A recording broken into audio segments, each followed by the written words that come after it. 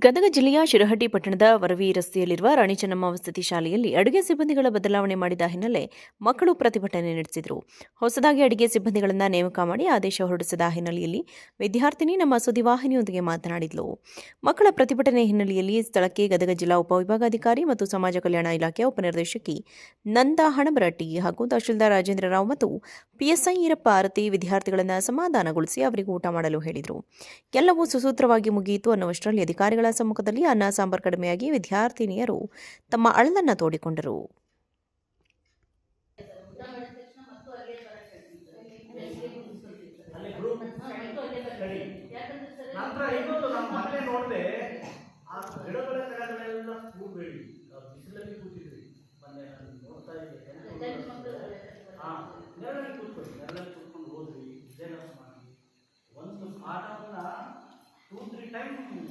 Revision ಮಾಡೋದು ಒಂದು ಪಾಠ ಇರ್ತಂದ್ರೆ 2-3 ನೀವೇ ಕ್ರಾಸ್ ಕ್ವೆಶ್ಚನ್ ಕೇಳೋದು. ಇವ್ರು ನೋಡಿ ಈ ಕ್ರಾಸ್ ಕ್ವೆಶ್ಚನ್ ಕೇಳೋದು, ನೀವು ಕ್ರಾಸ್ ಕ್ವೆಶ್ಚನ್ ಈ ಪ್ರಶ್ನೆ ಉತ್ತರ.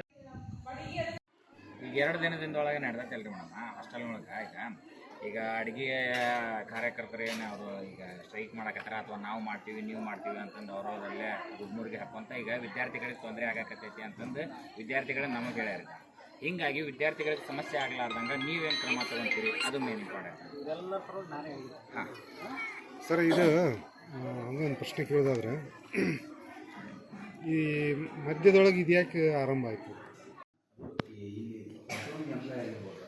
ಈಗ ಹೊರಗಡೆ ನಿಮ್ಗೆ ಇವರು ಯಾರು ಇರ್ತಾರೆ, ಸೆಕ್ಯೂರಿಟಿ ಗಾರ್ಡ್ ಇರ್ತಾರೆ, ನೀವು ಅವ್ರ ಮಕ್ಕಳು ಅಂತಂತೇಳಿ ಅವ್ರು ಕ್ಲೀನ್ ಮಾಡಬೇಕು. ಹೌದಾ? ಇಲ್ಲೇ ನಿಮ್ಗೆ ಅನ್ಯಾಯ ಆಗೈತೆ ಅಂತಂತೇಳಿ ನಾವು ಖುದ್ದು ಎನಿ ಟೈಮ್ ಬರ್ತೀವಿ. PSI ಅವರು ತಹಸೀಲ್ದಾರ್ ಇಲ್ಲೇ ಇರ್ತಾರೆ, ನಾನು and madam surprise any time ಬರ್ತೀವಿ. ಮಕ್ಕಳಿಂದ ಇದೇ ಥರ ಮರುಕಳಿಸಿದರೆ ಖಂಡಿತ ಮುಲಾಜಿಂದೆ ನಾವು ತೆಗೆದುಹಾಕ್ತೀವಿ ಅಂತ ಕೂಡ ವಾರ್ನ್ ಮಾಡಿದ್ವಿ. ಅವ್ರ ತಪ್ಪನ್ನು ನಾವು ಮುಂದೆ ಮಾಡಿದ್ದೀವಿ ಸರ್, ಈ ಥರ ಇನ್ನೊಂದು ಆಗೋದಿಲ್ಲ, ಸರಿಪಡಿಸ್ಕೊಂಡು ಹೋಗಿ ಮಕ್ಕಳನ್ನು ನಮ್ಮ ಮಕ್ಕಳ ಥರ ನೋಡ್ಕೊಳ್ತೀವಿ ಅಂತ ಹೇಳಿದ್ದಾರೆ. ನೋಡೋಣ, ಅವ್ರಿಗೂ ಕಾಲಾವಕಾಶ ಕೊಡೋಣ, ಟೈಮ್ ನೋಡೋಣ. ಹಂಗೇನಾದ್ರೆ ನಿಮ್ಮನ್ನೇ ಕರ್ಕೊಂಡು ಬಂದು ಅವ್ರನ್ನ ತೆಗೆದುಹಾಕ್ತೀರಾ ಅಂತ. ತೆಗೆದು ಅಂತಲ್ಲ, ರಿಸಲ್ಟ್ ವಾಪಸ್ ಕೊಡ್ತೀವಿ. ಬರುವ ಅಕಾಡೆಮಿಕ್ ಇಯರ್ದಿಂದ ಅವ್ರಿಗೆ ಎಲ್ಲಿ ವೇಕೆಂಟ್ ಇರ್ತದೋ ಅಲ್ಲಿ ಅವ್ರಿಗೂ ಅನ್ಯಾಯ ಆಗೋಕ್ಕೆ ಬಿಡೋದಿಲ್ಲ. ಅವ್ರಿಗೂ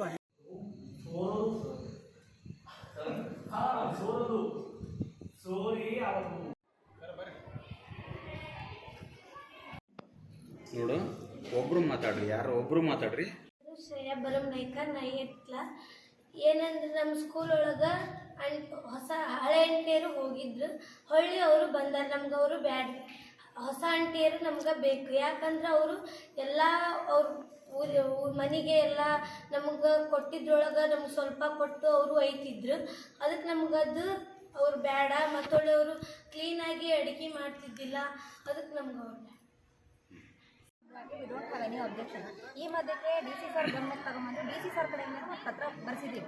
ಇದಕ್ಕೂ ಮುಂಚೆನೂ ಒಂದು ಪತ್ರ DO ಲೆಟರ್ ಬರೆಸಿದ್ದೀವಿ ವಿಡಿಯೋ ಅವ್ರ ಕಡೆ. ಸೊ ನಮಗೆ ಸಮಸ್ಯೆ ಏನು ಅಂತಂದರೆ, ನಮಗೆ ಈ 4 ಜನರು ಇರಲಿ ಅವರು ಇರಲಿ, ಯಾಕಂದರೆ ನಮಗೆ ಸ್ಟಾಫ್ ಪ್ರಾಬ್ಲಮ್ ಇದೆ. ಯಾಕಂದರೆ ಬೇರೆ ಶಾಲೆಗಳಲ್ಲೆಲ್ಲ 11 ಸಿಬ್ಬಂದಿಗಳಿದ್ದಾರೆ, 250ಕ್ಕೆ 11 ಸಿಬ್ಬಂದಿಗಳಿದ್ದಾರೆ. ಇಲ್ಲಿರೋದು 7 ಸಿಬ್ಬಂದಿ ಮಾತ್ರ. ಸೊ 11 ಇದ್ದಾರೆ. ಸೊ ನಾವೇನು ಹೇಳಿದ್ವಿ, ಈಗ ಬೇರೆ ಶಾಲೆಗಳಲ್ಲೆಲ್ಲ ಎಲ್ಲಿ 7 ಜನ ಇದ್ದಾರಲ್ಲ, ಅಲ್ಲಿ ನಮಗೆ ಜಾಸ್ತಿ ಮಾಡಿಕೊಡಿ. ಫಾರ್ ಎಕ್ಸಾಂಪಲ್ ವಡವಿ ಹೊಸರಲ್ಲಿ ಬರೀ 7 ಜನ ಇದ್ದಾರೆ. ಸೊ 4 ಸಿಬ್ಬಂದಿಗಳನ್ನು ಅಲ್ಲಿ ಜಾಸ್ತಿ ಮಾಡಿಕೊಟ್ರೆ ಈ 4 ಜನ ಸಿಬ್ಬಂದಿಗಳನ್ನು ನಾವು ಅಲ್ಲಿ ಅಕಾಮಡೇಟ್ ಮಾಡ್ತೀವಿ ಅಂತ ಹೇಳ್ಬಿಟ್ಟು 2 ಸರಿ DO ಲೆಟರ್ನ ಬರ್ಸಿದ್ವಿ. ಸೊ ಈ ಸಿಬ್ಬಂದಿಗಳು ತೆಗಿಬೇಕು ಅಂತ ಯಾವುದೂ ಇಲ್ಲ, ಅವ್ರನ್ನ ತೆಗಿಬೇಕು ಅಂತ ಯಾರ್ದು ಏನೂ ಇಲ್ಲ. ನಮಗೆ ಸಿಬ್ಬಂದಿ ಅನೌನ್ಸ್ ಮಾಡಿಕೊಡಿ ಅಂತ ಹೇಳಿದ್ದೀವಿ. FD ಪ್ರಪೋಸಲ್ ಹೋಗಿದೆ ಅಂತ ಹೇಳೋದು. ಸೊ ಅದನ್ನು ಕೂಡ 2 ಸರಿ DC ಅವ್ರ ಕಡೆಯಿಂದ DO ಲೆಟರ್ ಬರ್ಸಿದ್ವಿ. ಈಗ ನೀವು ಆರ್ಡರ್ ಗಮನಕ್ಕೆ ಬಂತು. ಬಟ್ ನಾನು ಒಂದು ಹಾಫ್ ಡೇ ರಜಾ ಇದ್ದಿದ್ದಕ್ಕೆ 4 ಗಂಟೆಗೆ ನಾನು AC ಸರ್ ಜೊತೆಗೆ ಹೋಗಿ ಡಿಸ್ಕಷನ್ ಮಾಡ್ಕೊಂಡ್ಬಿಟ್ಟು ಇಮಿಡಿಯೇಟ್ ಆಗಿ ಬಂದಿದ್ದೆ. ಅಡುಗೆ ಅವ್ರನ್ನ ಯಾರನ್ನ ತೆಗಿತಾ ಇಲ್ರಿ ಅಂತ? ಇಲ್ಲ, ಸದ್ಯಕ್ಕೆ ED ಅವರಿಂದ ಏನು ಡೈರೆಕ್ಷನ್ ಬಂದಿದೆ ಅದನ್ನು ಇಂಪ್ಲಿಮೆಂಟ್ ಮಾಡಿದ್ವಿ. ಅಲ್ಲ, ಈಗ ಏನು ಸದ್ಯಕ್ಕೆ ಏನು ಬಂದಿದೆ, ಅವರಿಂದ ಆರ್ಡರ್ ಏನು ಬಂದಿದೆ ಅದನ್ನ ಎಕ್ಸಿಕ್ಯೂಟ್ ಮಾಡಿದ್ದೀವಿ. ಈಗ ಇವರಿಗೆ ಡೈರೆಕ್ಷನ್ಸ್ ಕೊಡಬೇಕು ಅವರು, ಮತ್ತೆ ಯಾವ ಶಾಲೆಗೆ ಹಾಕಬೇಕು ಅನ್ನೋದನ್ನು ಅವರು ಡೈರೆಕ್ಷನ್. ಅಲ್ಲ, ಇವತ್ತಿಂದ ಅವ್ರು ತೆಗೆದ ಬಿಟ್ರೆ ಹೆಂಗೆ? ಅವ್ರು ಈಗೇನು ಹಳೆ ಬರೀತಾರೆ, ಹಿಂದಿರಿಸಿ ಅಂತ ಕೊಟ್ಟಿದ್ದಾರೆ, ಅವ್ರು ಕೊಟ್ಟಿದ್ದಾರೆ, ಏಜೆನ್ಸಿ ವಾಪಸ್ ಕೊಡಿ ಅಂತ ಕೊಟ್ಟಿದ್ದಾರೆ. ಈಗ ಆ ಮಕ್ಕಳೆಲ್ಲ ಈಗ ಅದು ಸ್ಟ್ರೈಕ್ ಮಾಡೋದ್ರ ಬಗ್ಗೆ ಮಕ್ಕಳಿಗೆ ತಿಳುವಳಿಕೆ ಕೊಟ್ಟಿದ್ದೀವಿ. ಇಲ್ಲಿ ನಮಗೆ ಮಾಹಿತಿ ಇರೋದು ಪ್ರಕಾರ ತಮ್ಮ ಹೊರಗಿನ ಜನ ಮತ್ತು ಒಳಗಿನ ಜನ ಹೆಸರು ಹೇಳೋಕೆ ಆಗೋದಿಲ್ಲ. ಆ ಮಕ್ಕಳಿಗೆ ಸ್ವಲ್ಪ ಮಿಸ್ಗೈಡ್ ಮಾಡಿ ಎಲ್ಲ ಇದು ಮಾಡಿದ್ದಾರೆ. ನಾನು ಮಕ್ಕಳಿಗೆ ಹೇಳಿದ್ದೀನಿ, ನಾವು ಬಂದಿರೋದು ವಿದ್ಯಾಭ್ಯಾಸ ಕಲಿಬೇಕು, ವಿದ್ಯೆ ಕಡೆ ಲಕ್ಷ್ಯ ಕೊಡಬೇಕು. ತಂದೆ ತಾಯಿ ನಮ್ಮನ್ನು ನೆಚ್ಕೊಂಡು ಕೂತಿರ್ತಾರೆ. ಅದ್ರ ಕಡೆ ಲಕ್ಷ್ಯ ಕೊಡಬೇಕು. ನಿಮಗೆ ಊಟದಲ್ಲಿ ಅಥವಾ ಮೂಲಭೂತ ಸೌಕರ್ಯದಲ್ಲಿ ಏನಾದರೂ ವ್ಯತ್ಯಾಸ ಅಂದರೆ ನಾವಿರ್ತೀವಿ ಅಂತ ಜವಾಬ್ದಾರಿ ಒಂದು ಅಶ್ಯೂರೆನ್ಸ್ ಕೊಟ್ಟಿದ್ದೀವಿ. ಮಕ್ಕಳು ಆ ಹಿನ್ನೆಲೆಯೊಳಗೆ ಬಂದು ಎಲ್ಲರೂ ನಮ್ಮ